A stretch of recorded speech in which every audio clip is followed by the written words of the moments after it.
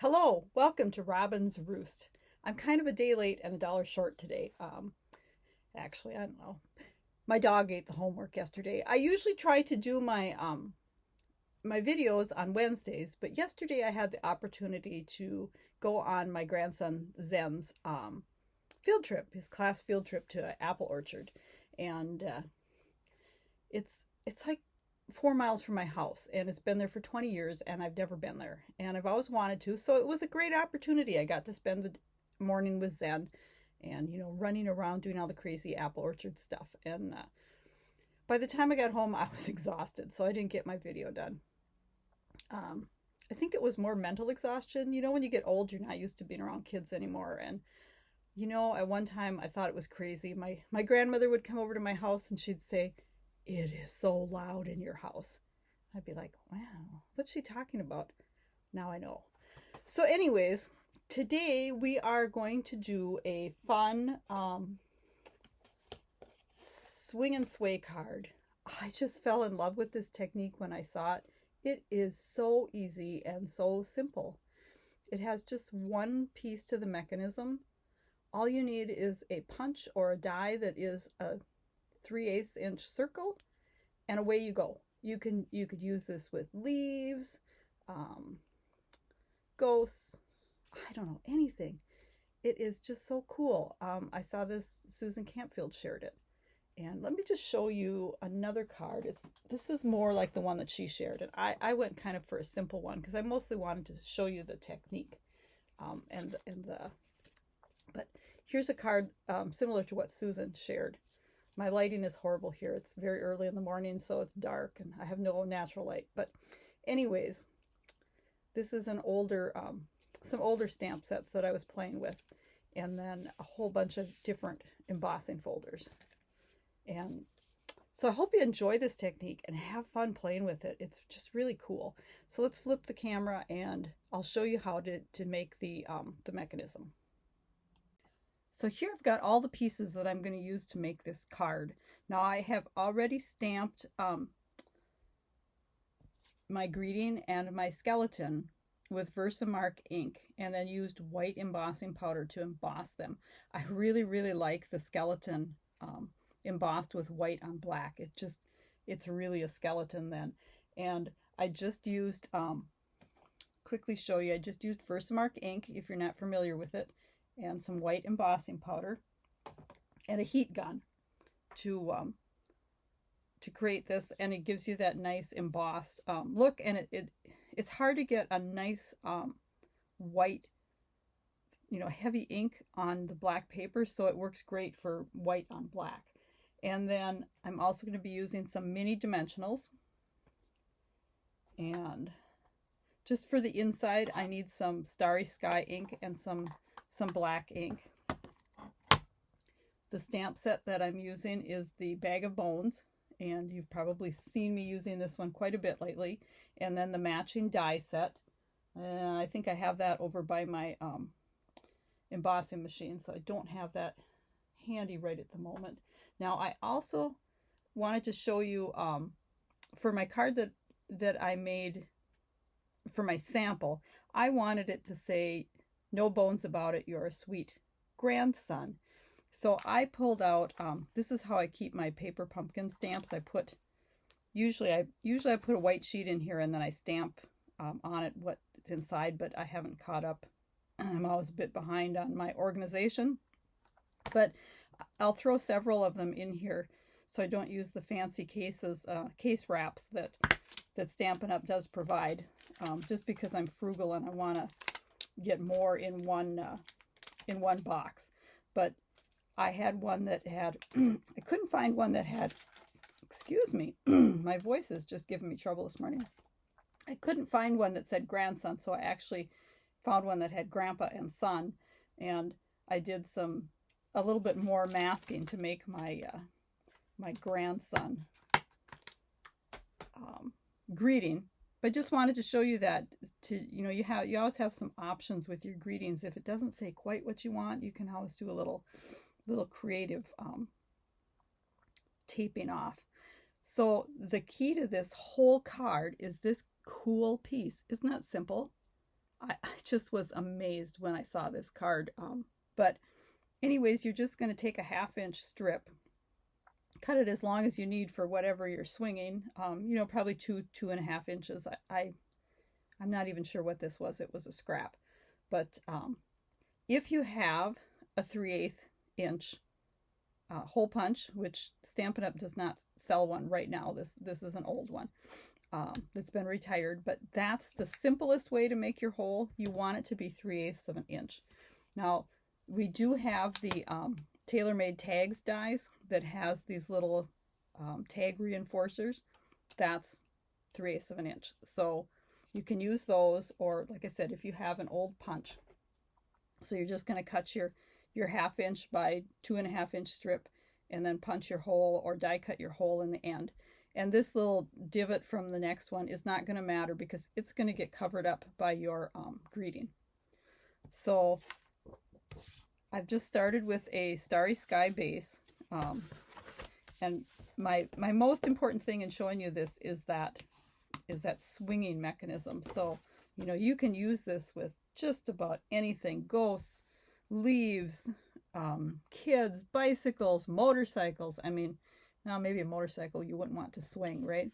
Wouldn't it be cool though, on a swing set, you know, with the, I know there was a stamp one time with a girl on a swing set, a tire swing. There's just so many things you could use this cool swinging mechanism for.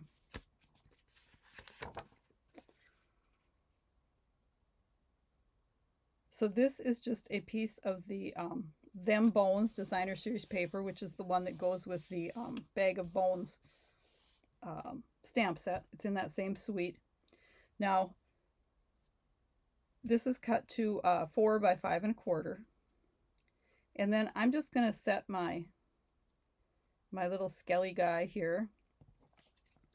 And so I know where I want to put this, right? So maybe I have this one a little bit long. I could, although it is nice to have it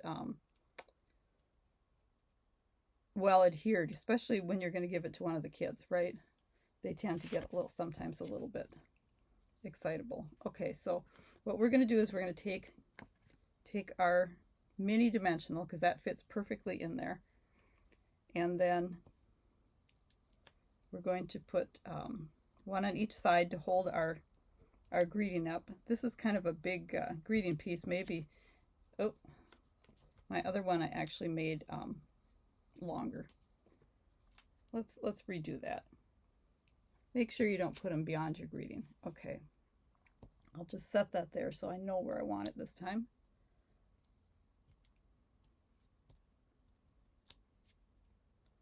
So we're just going to put those there. You might want 4 of them, but I think it, well, yeah, maybe you would want 4 on this one. Let's just give it so it doesn't wiggle.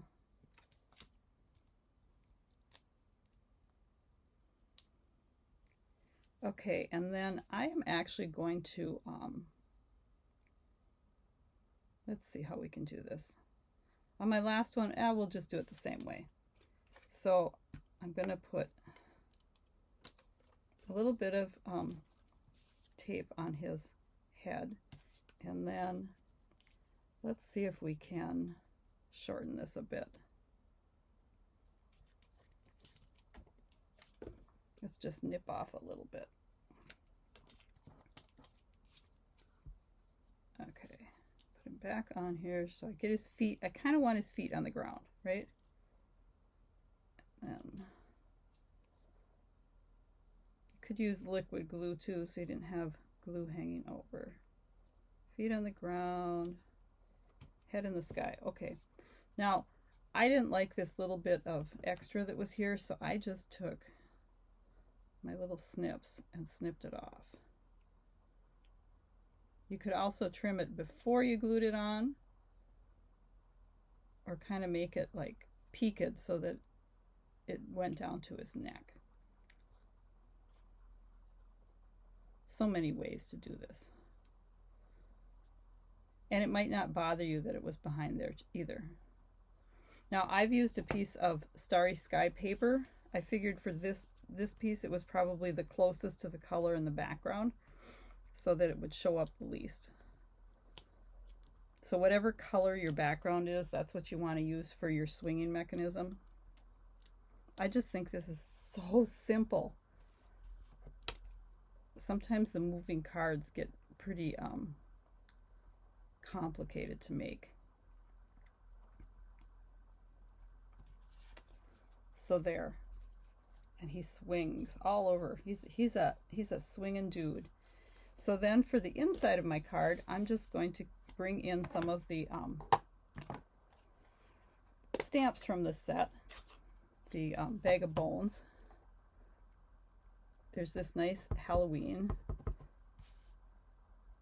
So I'm just going to do the Happy Halloween, and this is in the Starry Sky, kind of matching my colors here. And then I'm going to pull in some black ink. This is just my tuxedo black.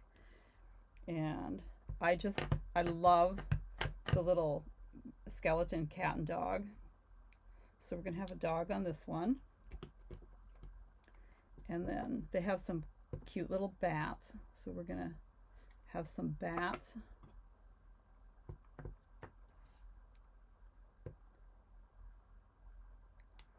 And then they also have a little heart. And I thought, you know, I don't know if a black heart is really the best most times a year, but for Halloween, I thought it might be kind of cool to just add a little black heart in there. Okay, I'm going to close these because I tend to land in them or my card lands in them if I don't close them. Okay, and then we're just going to be very careful when you fold this back because you have your swinging guy there so he doesn't swing out and get bent.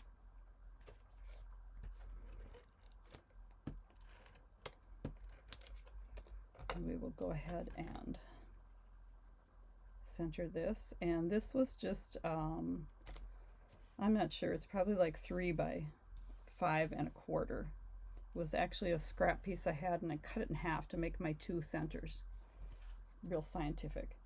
Okay, so here is my no bones about it swinging skeleton card. And then I'll pull it in here for a minute and I'll show you. Here is my one where I masked off the friend and made it a grandson card. Because I have 6 grandsons and 1 granddaughter. And she's kind of little, so I didn't know she might get more of a cutesy Halloween card. Hope you have fun with this swinging and swaying card technique. Super simple and really fun. Have a great day. Thanks for stopping by at the Roost.